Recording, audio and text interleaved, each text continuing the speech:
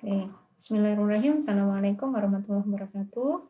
Nah, sekarang kita akan mengomentari atau mencari apakah di naskah laporan PKL ini apakah ada bagian yang perlu direvisi. Ini milik Krista Firdaus Suwarno Putri, ya, dengan judul analisis kadar sulfat, klorida, fluorida, dan TTS pada air minum dalam kemasan dalam kurung AMDK. Ya, sudah benar ya. Jadi, kalau ada singkatan, jangan sampai hanya ditulis singkatannya saja pada judul, sehingga orang kebingungan. Jangan sampai hanya ditulis pada AMDK, nah boleh. Tapi tulis panjangnya dulu, baru kemudian disebut AMDK. Sebenarnya istilah AMDK ini umum, ya umum, tapi tetap perlu diberikan keterangan apa AMDK itu. Ya, di PT Sukovindo. Begini saja sudah cukup, yang bawah ini tidak perlu. Yang di bawah cukup dituliskan di batasan masalah. Misalnya, sampel yang digunakan pada analisis ini berada di Laboratorium Analytical Laboratoris Surabaya PT Sukovindo, misalnya demikian. Jadi yang bawah ini Analytical Laboratories, ini kan menunjukkan lokasi pelaksanaan atau lokasi pengambilan sampel. Pada judul bagian Analytical Laboratories Surabaya ini tidak perlu dicantumkan. Dan saya lanjutkan.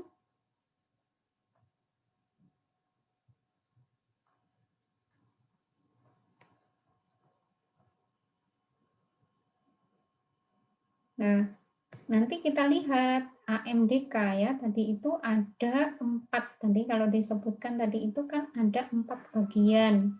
Ya, ada 4 bagian yang mau dikaji, maka wajib di kajian pustakanya ada tentang bagian itu, yaitu misalnya adalah sulfat, klorida, dan ini tidak boleh berubah ya. Nah, tidak boleh berubah dari bagian judul, karena ini merupakan parameter kajian. Coba kita tes apakah benar. Krista bisa menjawab apakah yang di judul benar sulfat, klorida, fluorida, dan TDS? Atau ada perubahan? Iya, Bu. Benar ini, tidak berubah ya? Tetap, Bu. Tetap, oke, betul. Iya. Kalau demikian. Iya. Kemudian analisisnya pakai apa saja? Boleh didetailkan begini ini, karena nanti apakah sulfatnya menggunakan apa, analisisnya, dan seterusnya. Maka di bagian kajian pustaka juga disebutkan. Ya. Nah, ini seperti ini, misalnya tentang termasuk misalnya apa AMDK itu, dan nantinya ketika kita menyampaikan tentang kualitas, tentu nanti angkanya kita bandingkan dengan standar. Standarnya boleh pada saat kajian pustaka ini adalah misalnya standar kualitas AMDK. Misalnya begitu, air minum dalam kemasan boleh di sini tulisnya AMDK, tetapi di dalamnya juga disebutkan standar yang digunakan mengikuti apa, atau misalnya di sini kan ada bab 3 ini SNI nomor sekian. Ini baiknya SNI nomor sekian ini juga disebutkan pada bab 2 atau bab kajian pustaka. Paham ya sampai sini? Nah, kemudian pada bab 3 tentu cara kerja ya, bagaimana cara mengerjakannya, cara analisisnya. Ini sebentar. Analisis yang SNI ini apakah ya?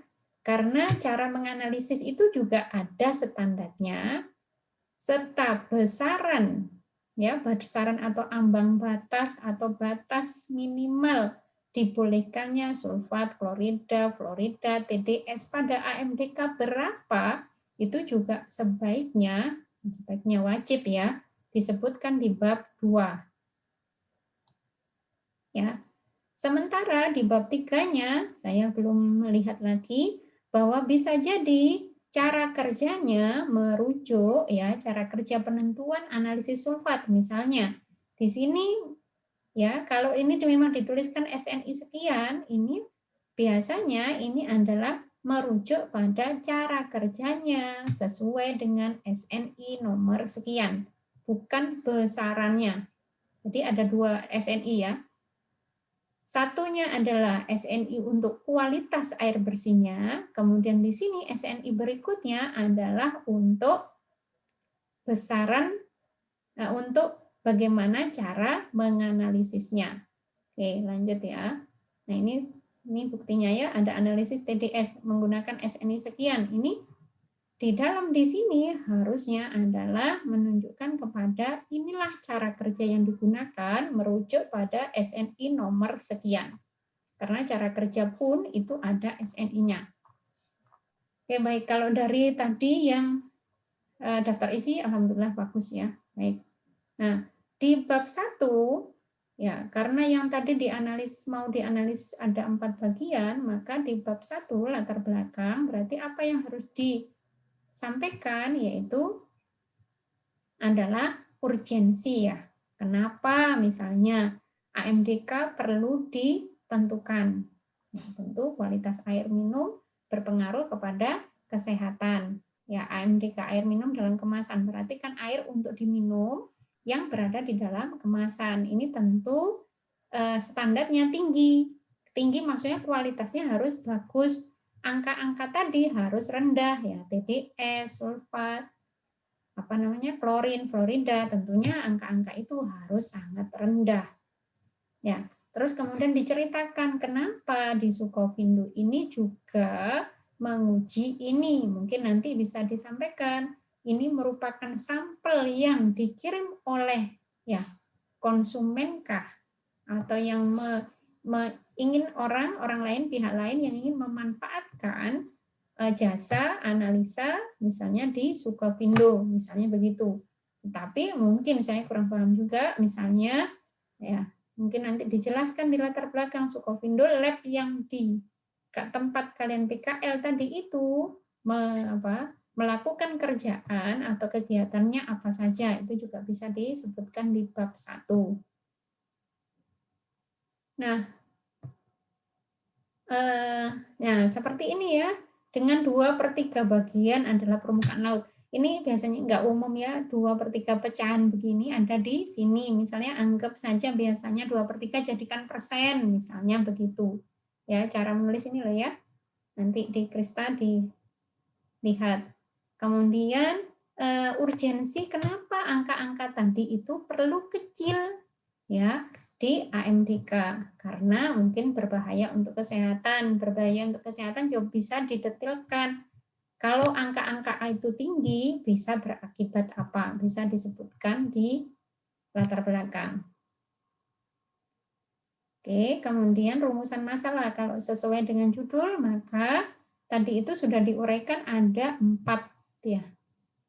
Nah, seperti ini bagaimana hasil analisis sulfat? Ya. Kalau bagaimana? Nah, ini ya. Kita mau melaporkan apa sih? Kalau kita melaporkan kadar, biasanya berapa? Kalau bagaimana? Nanti jawabannya adalah bahwa kadar yang didapat sesuai dengan baku mutu AMDK, misalnya begitu, yaitu sebesar sekian. Artinya kalau kata bagaimana berarti nanti itu dibandingkan dengan standar. Ya, di mana pembandingnya? Kata keterangan bahwa nanti hasilnya dibandingkan di standar, maka ditulis di bagian batasan masalah. Nah, ini misalnya di laboratorium lingkungan PT Sukovindo, di laboratorium lingkungan, di laboratorium lingkungan semua ya. Nah, ini nanti sesuaikan semuanya, kata-kata ini sebaiknya di-cut, ditulisnya di mana? Di batasan masalah, sehingga tidak terlalu panjang. Bagaimana hasil analisis sulfat dalam sampel air minum, gitu saja mungkin demikian ya. Ya, D-nya ini sudah bahwa seluruh sampel gitu ya di batasan masalah perlu dituliskan demikian, nggak perlu sepanjang ini. Oke, baik, sudah manfaat dan seterusnya.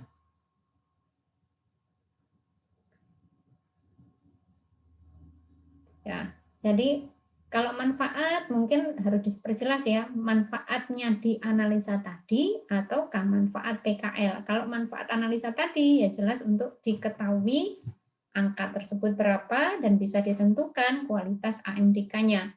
Tetapi kalau di sini disebutkan manfaat PKL berarti adalah lebih umum manfaat dari kegiatan PKL. Oke. Kemudian ketika memberikan pengantar bahwa sejarah singkat, nah udah ya kalau dikatakan singkat memang singkat sudah 1 sampai 2 paragraf saja, tidak lebih. Kalau mau mendetailkan bukan pada sejarah, tetapi mungkin adalah bagaimana manajemen, ada visi misi manajemen itu beda lagi ya. Ya. Ini kalau kemudian manajemen, kemudian apa ya yang informasi-informasi yang lebih dibutuhkan ya. Oke, mungkin kalau tempat juga dibutuhkan informasi bahwa misalnya Sukovindo punya sekian cabang, kemudian ada di mana saja, misalnya begitu ya boleh ya. Tapi kalau sejarah saya kira tidak perlu. Kemudian didirikan dengan akte notaris, misalnya nomor sekian, tidak usah ya. Anggaran dasar, nah tidak usah ya. Informasi-informasinya silakan lebih dipotong kepada apa?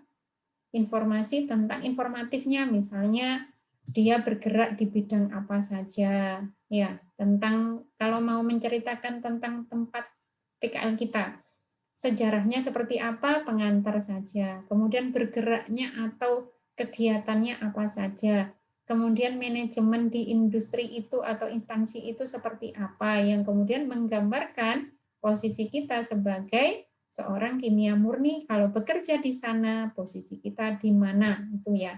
Lain-lain itu diringkas singkat saja, tidak perlu banyak. Khawatirnya apa?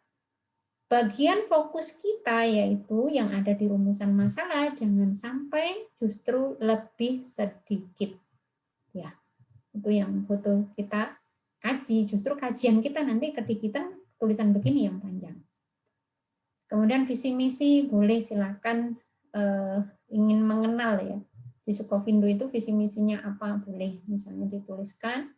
Kemudian apa nilai-nilai ini saya kira ini juga informasi untuk bagaimana sih menggambarkan di suatu industri itu apa saja yang ditekankan, nggak boleh. Nah, jenis usaha ya nanti ini deh apa tadi misalnya adalah penting nggak sih informasi tentang logo begini kalau kita seandainya orang awam, kalau tidak diperlukan ya sudah nggak usah ya kan. Artinya orang awam, orang kimia mungkin yang lebih dibutuhkan tadi.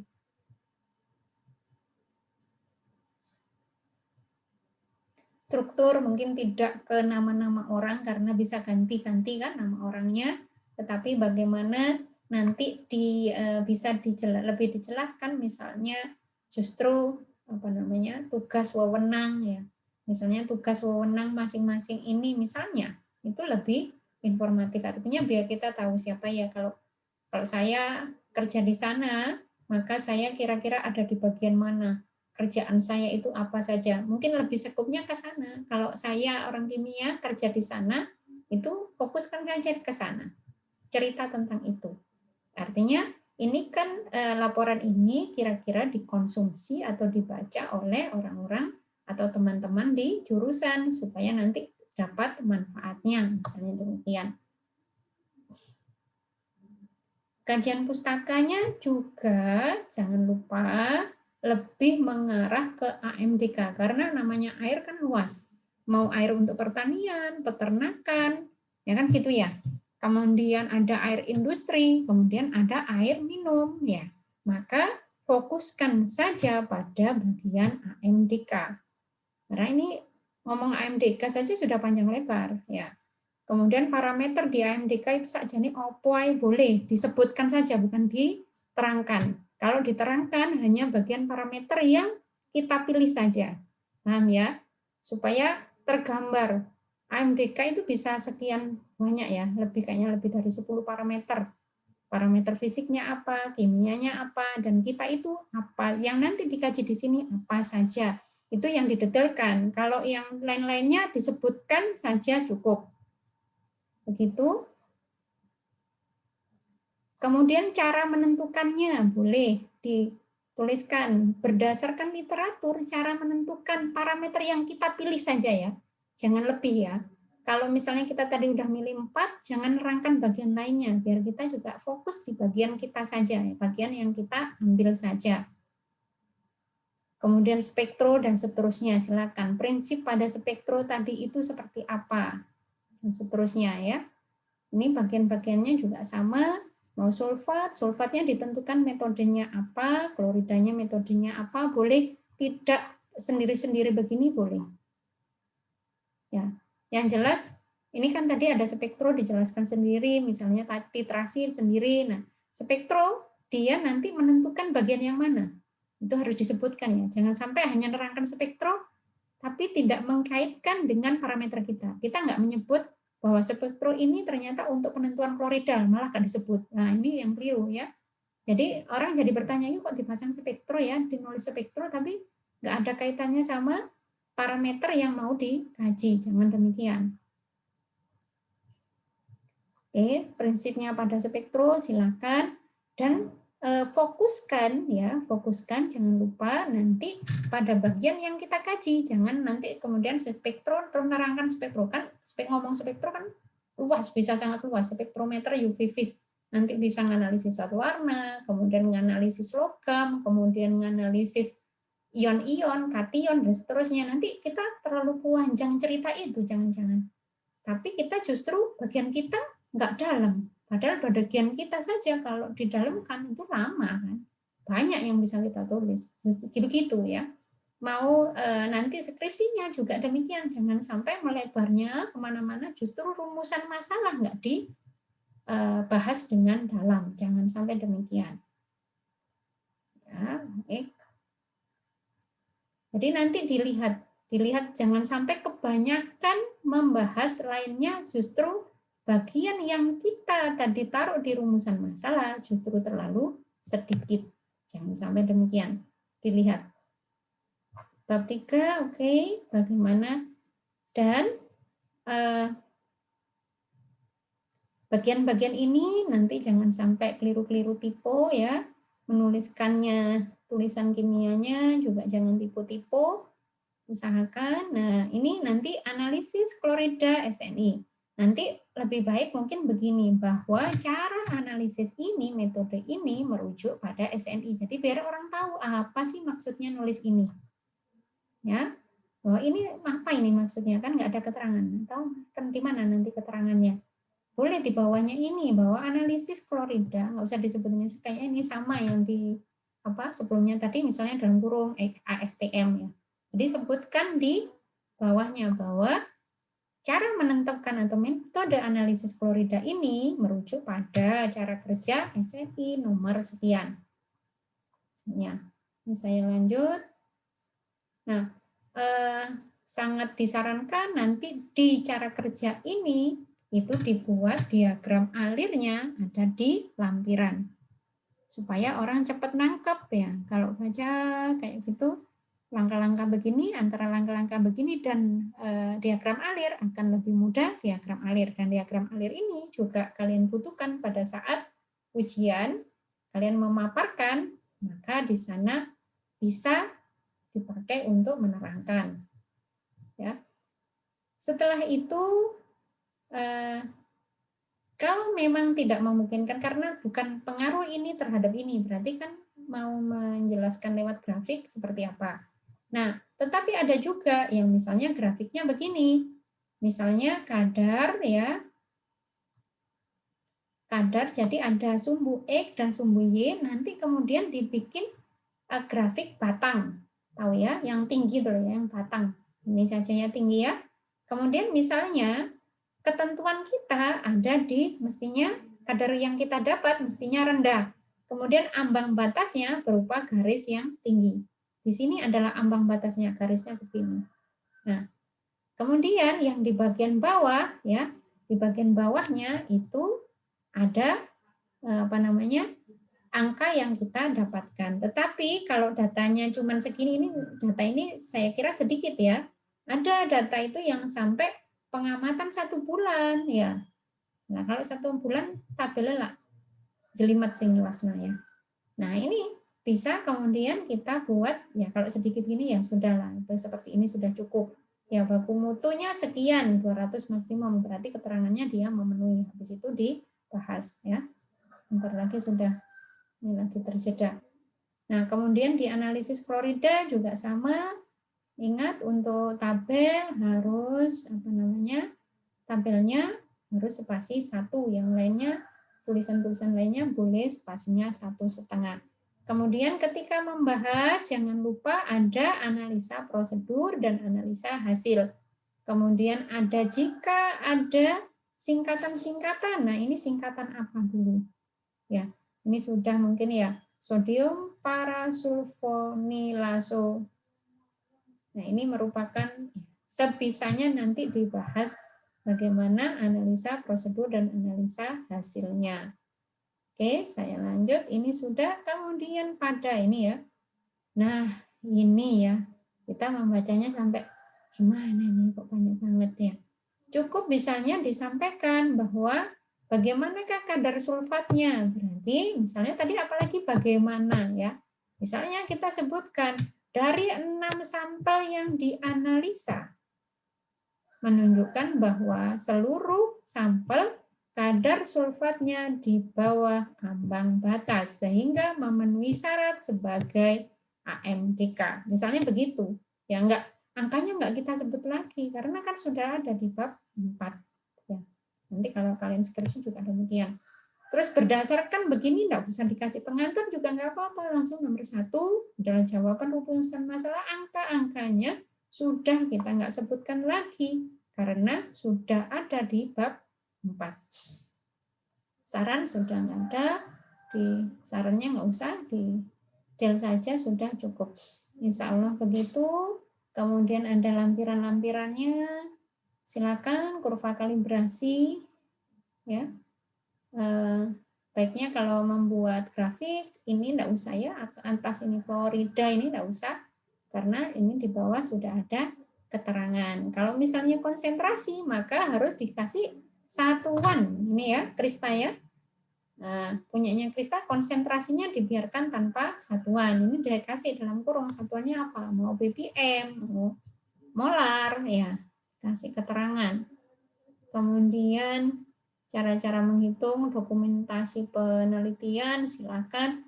Jangan lupa ketika dokumentasi penelitian sepertinya perlu foto kalian di lokasi. Ya, 1 atau 2 saja. Yang menunjukkan bahwa kalian memang melakukan di sana, ada foto kalian 1 atau 2. Ya, biar ada namanya kita PKL kan ke tempat lain yang itu tidak diketahui oleh pihak jurusan.